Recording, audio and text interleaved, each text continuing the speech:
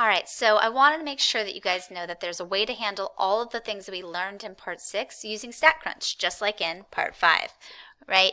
So looking at this last exercise from the lecture notes, not last, but one of the ones that I didn't put into the review little practice problems, it's on page 125.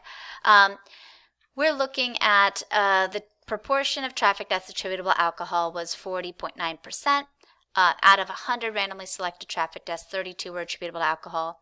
What is the evidence that the true proportion of traffic deaths attributable to alcohol has decreased? So the thing about StatCrunch and the calculator, right, is they can only do so much when it comes to doing the problem for you.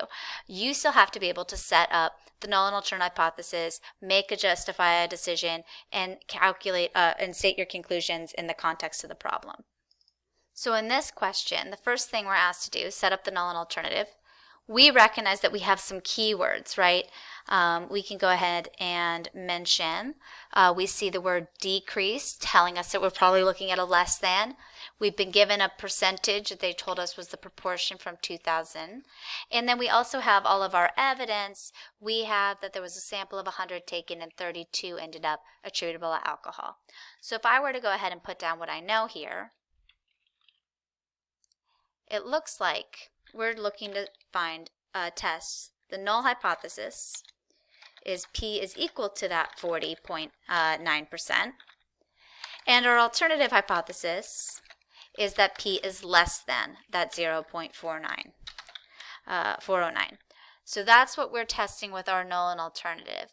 And we can even look and see, oh, well, it looks like our 32, right? If we were to go ahead and translate what all that comes back down to, with our text here, our p hat is going to be, I don't have the ability to write anything cuter because I'm using an annotation tool, is equal to 32 over 100, which is 0.32.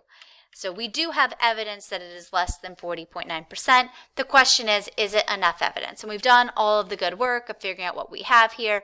So now is when we could go ahead and have technology do the next two steps for us. So in the calculator, we would use one prop z test. In StatCrunch, let's just sign on in. I'm going to leave all of my annotations and stuff floating there. So once you sign into our account, of course, you're going to do exactly what we did for the calculators before. We're going to go ahead and just open StatCrunch. Distracted by all the writing on my screen. But the writing will be helpful in a second. So let me, make this thing smaller so we can all see what I'm looking at. So once you've opened StatCrunch, we are going to go do some statistics. And we're doing statistics for proportions. And we have just one sample, right? So we're going to choose that. Now we don't have the data. The data would me having yes, no, yes, yes, yes, no, no, no, whatever the heck. That would be the data. We have a summary. Everything that you're going to be doing on the test and the worksheet is going to be with a summary. I'm going to give you what happened when we took the sample. So what we need then is our number of successes, which we had 32. The number of observations, so this is them asking for our x and our n, and then we have to tell it what our hypotheses were. So equal to 0.409 or less than 0.409. And now I can go ahead and get rid of all that writing on my screen because I just used it, and I can just say, go ahead, compute this.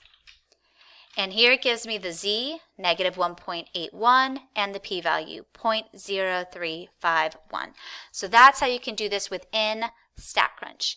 Also within StatCrunch, if you go to that proportion stats area, one sample, if I go back to that with summary, it lets me choose whether I want to do a hypothesis test or if I just want to do a confidence interval. And here I just type in whatever my confidence level is, leave it with the standard walled type, and press compute. And it's going to do the same thing that you would do with that formula or one prop z interval. So you got your lower limit and your upper limit for a 90% confidence interval on the proportion of traffic deaths attributable to alcohol based on this sample. So that's how you can use StatCrunch to really make this worksheet very quick. Of course, I have other questions that'll make sure you understand the formulas and whatnot, but I did want to make sure that we knew we have the ability to use technology and you don't need to have a graphing calculator to crush this worksheet.